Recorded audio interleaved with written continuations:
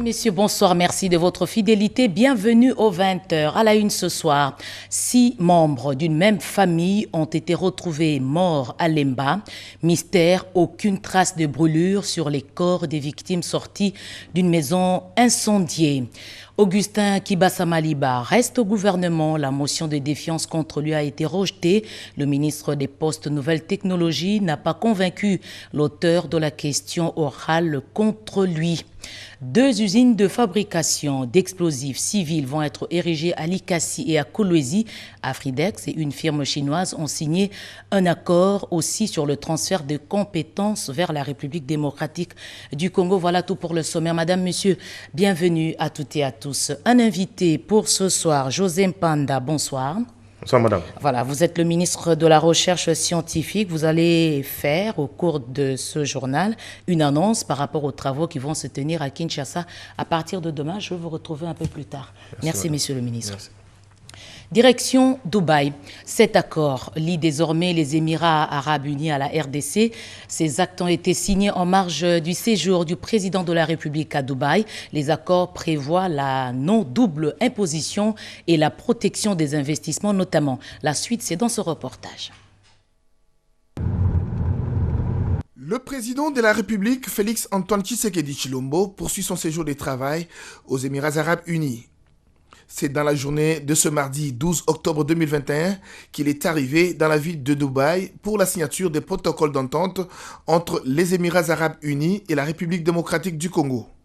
Les 2 parties se sont retrouvées au pavillon présidentiel de l'Expo Dubaï 2020 lors d'une bilatérale qui a mis face à face la partie congolaise représentée par la présidence, le gouvernement et la Fédération des entreprises du Congo, ainsi que la partie émirati avec à sa tête son Altesse le souverain de Dubaï, vice-président de la Fédération des Émirats arabes unis.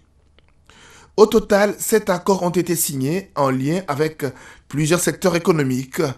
La non-double imposition, la coopération douanière, la protection des investissements, la création d'une commission mixte RDC-Émirats arabes unis, un accord entre la société EMAR et les ministères congolais de l'urbanisme et habitat et des affaires foncières, un accord entre la société Masdar et le ministère des Ressources hydrauliques de la République démocratique du Congo et enfin un accord entre la Chambre de commerce des Émirats arabes unis et la Fédération des entreprises du Congo. L'AFEC a joué un rôle déterminant dans les négociations qui ont abouti à la signature de ces différents protocoles d'entente, comme l'explique ici Lenny Ilondo, membre de la Fédération des entreprises du Congo et président de la Commission nationale de l'industrie. Nous avons signé un protocole d'accord, ce qui veut dire un protocole d'entente pour permettre la facilitation aux entreprises des 2 pays de collaborer directement. Nous allons mettre à disposition de la Chambre de commerce des Émirats notre base de données. Elle aussi va mettre à notre disposition leur base de données et nous allons permettre aux unes et aux autres de pouvoir se connecter, de pouvoir travailler dans l'intérêt mutuel de chacune des entreprises. Ici, nous n'intervenons pas pour le compte de l'État et il a été bien dit et bien clair que la Fédération des entreprises du Congo et la Chambre de commerce des Émirats vont travailler dans tous les projets qui seront réalisés soit au Congo, soit ici dans les Émirats.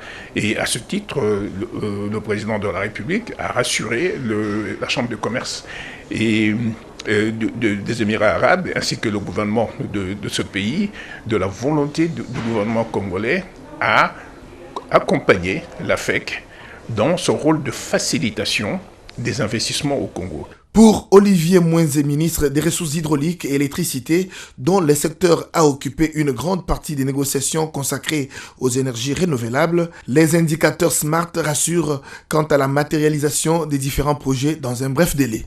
Les Émirats arabes unis nous ont très rapidement donné leur soutien. Ils donnent le soutien à son Excellence le Président de la République et ils nous ont dit d'emblée qu'ils ont $1 milliard disponibles. Donc c'est déjà un indicateur fort. Et aujourd'hui, nous avons signé en présence du chèque, donc c'est aussi un indicateur qu'ils ont vraiment envie de faire avancer les choses. Et ce qu'il faut faire maintenant, c'est très rapidement réunir nos techniciens, que ce soit la partie des Émirats arabes ainsi que la partie de la RDC, pour faire des études et très rapidement identifier les endroits, les secteurs et probablement le projet que nous allons faire matérialiser. Il s'y est de noter que, aussitôt arrivé, le président de la République, Félix-Antoine Tshisekedi Tshilombo, a rencontré son Altesse le souverain de Dubaï, avec qui il a échangé sur la concrétisation des accords fraîchement signés dans un partenariat gagnant-gagnant entre la RDC et les Émirats arabes unis. Toujours à Dubaï, le président de la République a pris part aujourd'hui au Forum Global Business for Africa. Sur place, Félix-Antoine Tshisekedi Tshilombo a vanté les opportunités d'investissement qu'offre la République démocratique du Congo.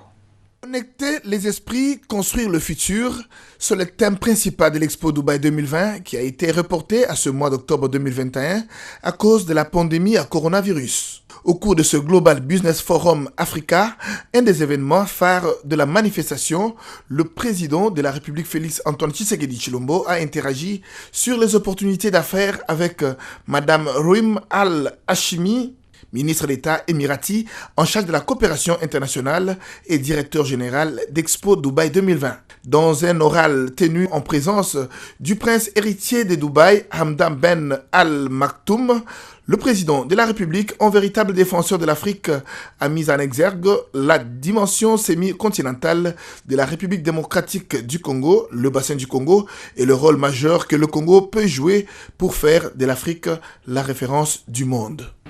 Mesdames et messieurs, la République démocratique du Congo est un pays aux dimensions semi-continentales au cœur de l'Afrique, qui a tout le potentiel pour jouer un grand rôle dans les échanges internationaux en général et avec les pays en développement en particulier. Avec une superficie de 2 345 000 km², son accès à 9 pays limitrophes sur 80 millions d'habitants, dont 54% âgés de moins de 20 ans, son potentiel hydroélectrique hors du commun, avec la deuxième plus grande réserve forestière au monde, après l'Amazonie, son énorme potentiel minier et en hydrocarbures, sans parler de ses 80 millions d'hectares de terres arables dont la moitié sont irrigables, la République démocratique du Congo offre d'immenses opportunités. Félix-Antoine Tshisekedi préconise des échanges entre les deux grands États. Il met aussi en avant les efforts menés par la République démocratique du Congo pour le réveil de l'Afrique. L'Afrique a besoin, en plus de réformes internes qu'elle a engagées, d'un contexte international propice à son éclosion et à son intégration au sein de l'économie globale. Ce contexte n'est toutefois pas encore suffisamment favorable aux aspirations de l'Afrique. Les organisations multilatérales, fortement influencées par le code normatif occidental, ont évolué en adoptant des règles rigides, imposables à tous les pays membres, avec peu, sinon pas du tout de prise en compte des différences de degré et de profondeur entre les régions du monde. C'est aussi la raison pour nous, en Afrique, d'apprécier les regroupements qui se constituent de plus en plus entre les pays africains et les autres régions en développement, de même que nous apprécions les nouvelles formes de partenariat que ces regroupements impliquent. À travers ces regroupements, nous attendons l'amélioration des flux commerciaux et d'investissement, des apports financiers publics et le transfert de technologies. Le président de la République, qui se faisait accompagner par les membres du gouvernement et la délégation de la Fédération des entreprises du Congo, a procédé juste après son intervention à la visite des stands jusqu'au pavillon où les entreprises du Congo exposent durant cet événement où des entreprises et PME congolaises font leur marketing. C'est la première exposition universelle organisée dans la région du Moyen-Orient, Afrique et Asie du Sud. Elle marque le 50e anniversaire de la fondation des Émirats arabes unis. Expo Dubaï 2020, un espace de partage d'une vision durable du développement de la planète au service des générations actuelles et futures. Drame à Kinshasa. 6 personnes d'une même famille ont trouvé la mort dans la commune de Lemba. Parmi les victimes, des enfants de moins de 5 ans.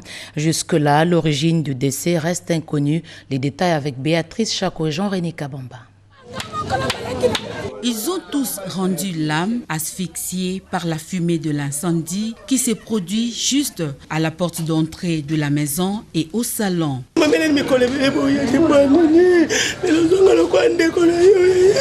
Quelques matériels importants sont aussi calcinés. Selon les voisins résidant dans la même cour que les victimes, tous les corps sans vie ont été retrouvés dans la même pièce de la maison qui n'a que 2 chambres, salon et cuisine. Nous avons cherché l'origine du feu. Les réchauds à gaz étaient éteints. J'ai trouvé la belle-mère brûlée au bras durant l'incendie. Les fusibles avaient fait sauter les courants à la cabine. Le bourgmestre adjoint de la commune de Lemba a déploré cette situation. Mais il n'y a pas de traces au niveau du corps. Vous voyez que les gens sont calcinés. Non, ils sont sortis intacts, surtout l'homme. Les corps ont été acheminés à la morgue de l'hôpital de Mamadino en attendant les enquêtes initiées par la police scientifique. Dossier RAM, l'Assemblée nationale retient le souffle en attendant les recommandations du prochain Conseil de ministres qui va aborder le dossier. Aujourd'hui, Augustin Kibasa Maliba a sollicité le pardon des élus pour les avoir offensés dans certains de ses propos. La majorité à l'Assemblée nationale a rejeté donc la motion de défiance introduite par le FCC contre lui. Sur le sujet du litige, le ministre n'a pas convaincu. Sylvie Moembo, Guy Kitoko, reportage. Après 2 semaines de report, le ministre de Postes, Téléphone, Nouvelles Technologies, de l'Information et de la Communication était mercredi face à la représentation nationale pour répondre aux préoccupations soulevées par les élus du peuple sur la question du registre des appareils mobiles RAM qui défrait la chronique. Sous la conduite du speaker de la Chambre basse du Parlement, Christophe Mbosoko Diapwanga, Augustin Kibasa Maliba a d'entrée de jeu présenté ses excuses aux élus nationaux pour des propos jugés inappropriés par eux.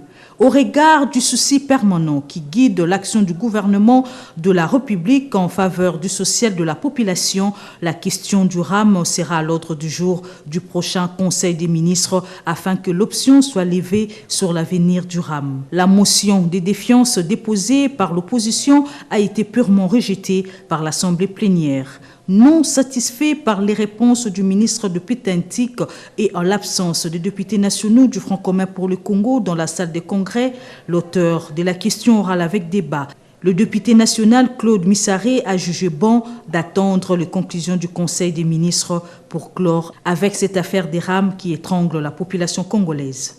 Appelé lui aussi au cours de la même plénière, le vice-premier ministre, ministre de l'Intérieur, Sécurité et Affaires coutumières, Daniel Asselo, a éclairé les députés nationaux sur la question orale avec débat lui adressée par le député national Emery Okunji sur la situation d'insécurité qui prévaut dans la province du Sankoro. Après explication du patron de la territoriale, la représentation nationale a dispensé le ministre en charge de l'Intérieur en attendant que la justice se prononce sur cette affaire. Le chef de l'État va avoir une résidence en Kamba, sur initiative de la communauté kimbanguiste.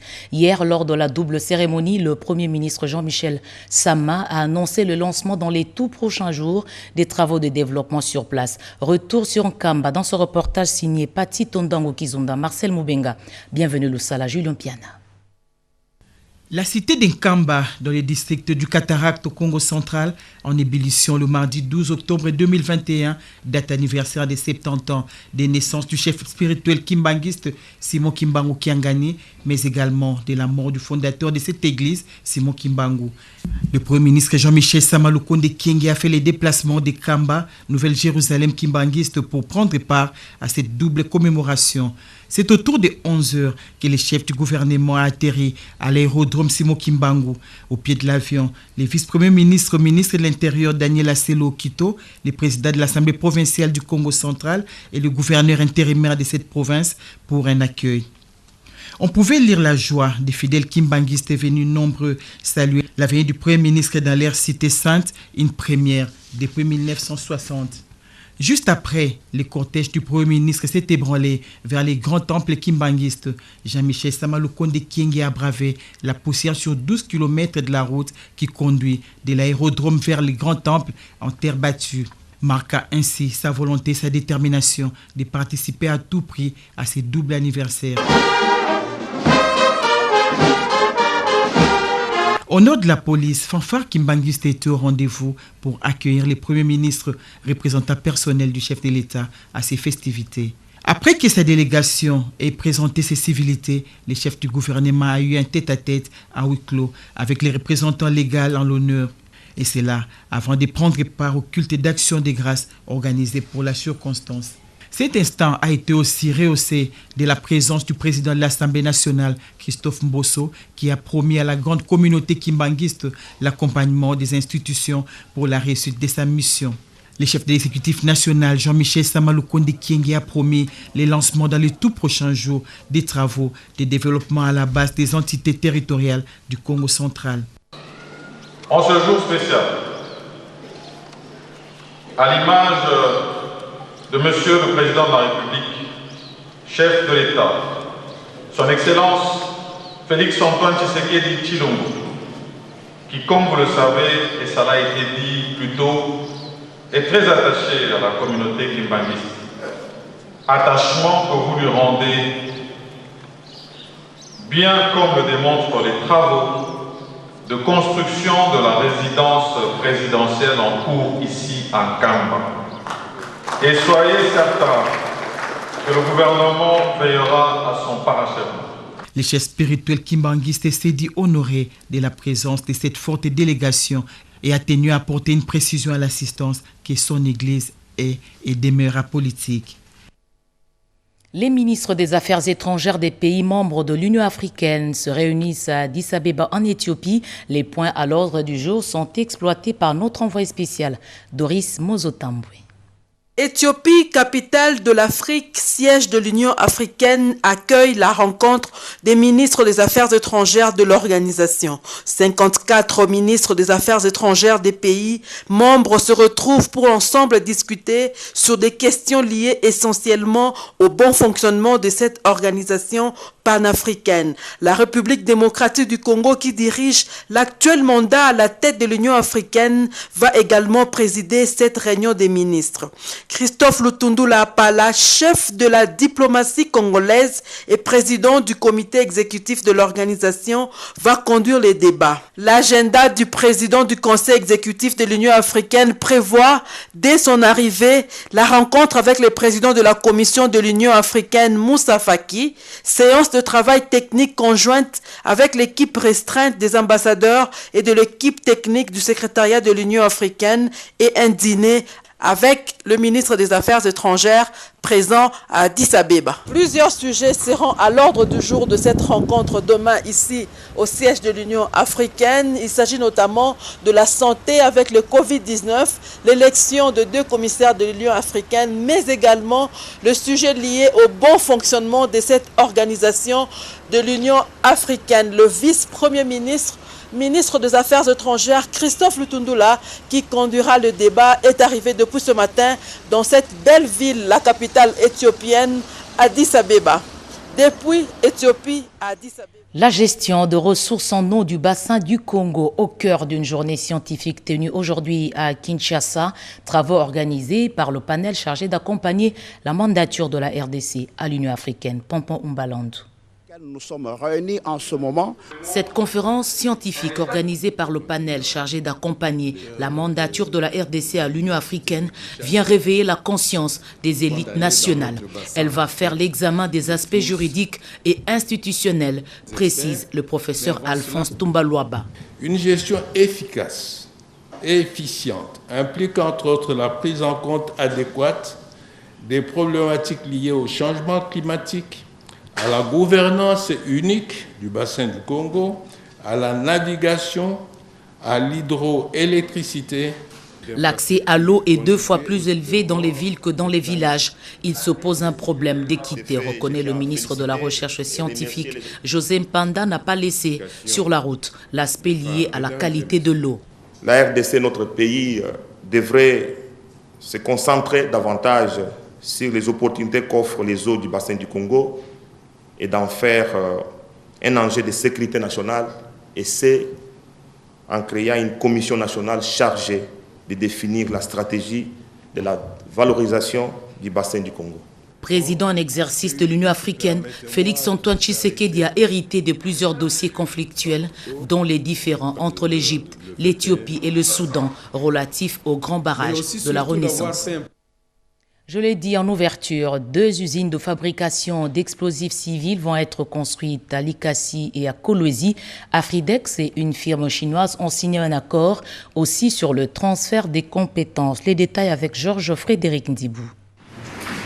Africaine d'explosifs, Afridex est un service rattaché au ministère de la Défense nationale. Il est chargé non seulement de la gestion exclusive de tous les mouvements des explosifs, mais aussi de l'exclusivité. C'est dans ce cadre qu'un partenariat gagnant-gagnant a été signé entre la RDC et la société chinoise Norenco pour créer la sino-congolaise d'exploitation Sicodex, dont le ministre de la Défense nationale détient la responsabilité des tutelles. Quoi de plus normal que ces rapports de service soient adressés au ministre de la Défense nationale, Gilbert Kabanda Kourenga, qui a reçu le représentant de la Sicodex, conduit par le représentant du directeur général d'Afridex, Liévin Gondji Talouata. Nous avons accompagné nos partenaires pour qu'ils viennent faire rapport à son excellence du travail d'innovation qu'ils sont en train de faire avec la construction d'une usine à Likasi de production d'explosifs civils, d'une autre usine à Kolwezi, et le travail qu'ils sont en train de faire dans le cadre de l'apport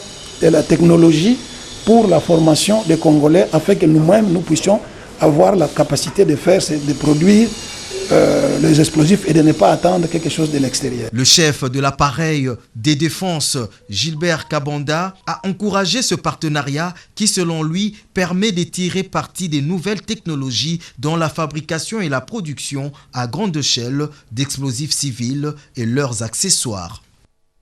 Eustache Mouanzi prend la température de son administration. Le ministre des Petites et Moyennes Entreprises voudrait cerner les problèmes qui bloquent le fonctionnement de son secteur.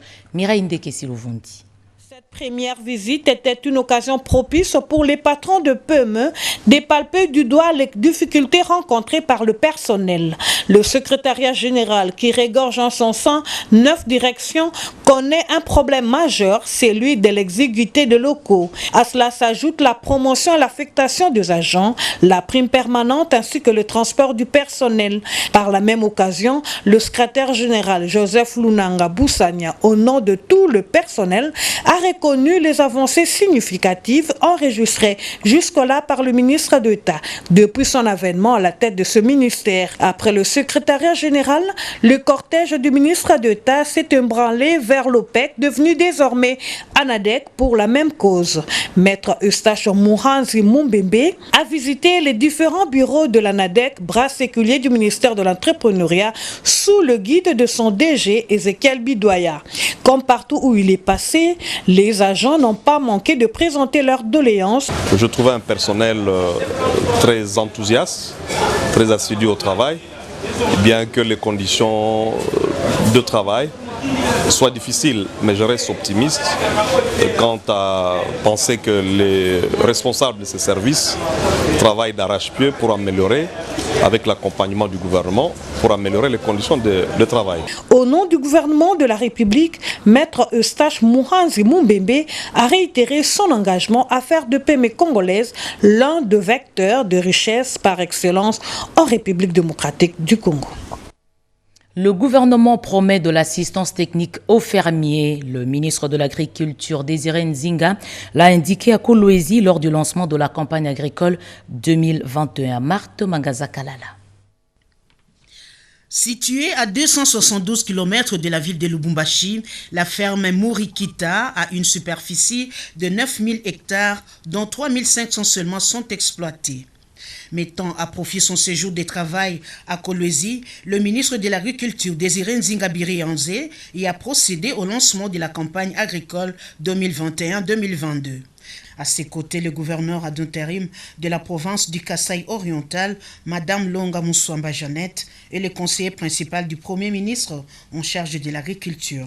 En tant que membre du gouvernement central, le ministre Désiré Zingabirianze a promis d'accompagner et d'assister les fermiers techniquement et même financièrement, tel l'achat de drones d'arrosage. Retraité de l'armée et président des fermiers, les propriétaires de cette ferme déclarent accompagner la vision du chef de l'État. Le chef de l'État a donné son slogan, le peuple d'abord. C'est le ventre. Le peuple d'abord, ça ne doit pas être un slogan vulgaire. Je suis l'homme le plus heureux de voir que le ministre national de l'agriculture est venu, curieusement accompagné de madame le gouverneur du Kasaï. Voyez-vous, ça sera un partenariat de province à une autre, un jumelage pour pouvoir donner notre expérience. Je n'ai pas de partenaire, je suis le propriétaire. C'est pourquoi on m'appelle PCA. Cette ferme alimente tant soit peu la ville de Likasi, de Kolwezi et même de Lubumbashi en farine de maïs. Restons en province, des travaux vont être lancés à Guémena pour moderniser les infrastructures telles que le marché, l'aéroport, la cartographie. Des ouvrages viennent d'être réalisés. Nicole Cessep-Loka. La modernisation de l'aéroport de Guémena et de la voirie urbaine de cette ville, la construction de la gare routière et d'un marché moderne à Guémena font partie de la vision salvatrice du président de la République, Félix-Antoine Tshisekedi Tshilombo. Vision relayée par le gouverneur du Sud Ubangui, Jean-Claude Mabenze. Voilà qui justifie l'entretien que ce dernier a eu avec la délégation de la firme 4 Project Africa. Il a été question de la cartographie des ouvrages à réaliser dans cette partie du pays. Aussitôt après, la délégation des 4 Project Africa, en compagnie de quelques membres du gouvernement provincial, a fait la ronde des grandes artères de la ville de Guémena pour palper les réalités. Nous venons actuellement de faire la ronde de la ville de Guémena et avoir l'état physique des infrastructures de la ville. Nous avons visité l'aéroport et les bâtiments et la piste. Et les infrastructures sont dans un état délabré, dans la modernisation de ces infrastructures. La modernisation du marché, parce que Guémena, c'est une grande ville. Elle se doit d'être dotée d'un marché moderne et digne de ce nom. La société de construction 4 Project Africa, qui a une expertise avérée, a besoin de l'accompagnement de l'État congolais pour la concrétisation de sa mission en RDC. Les volcans Nyiragongo et Nyamulagira à Goma dans le Nord Kivu sont toujours actifs. Le ministre de la Recherche scientifique s'en est rendu compte lors d'une descente. Il était accompagné de la MONUSCO. Marie Kalang pour des précisions. On doit apprendre à vivre avec le volcan. Le réflexe de l'anticipation de l'éruption volcanique s'impose. Le ministre des Recherches scientifiques et innovations technologiques, José Mpanda Kabangu, accompagné du directeur général de l'OVG et de la MONUSCO, ont procédé à l'évaluation de l'état actuel des volcans de Nyiragongo et de Nyamulagira.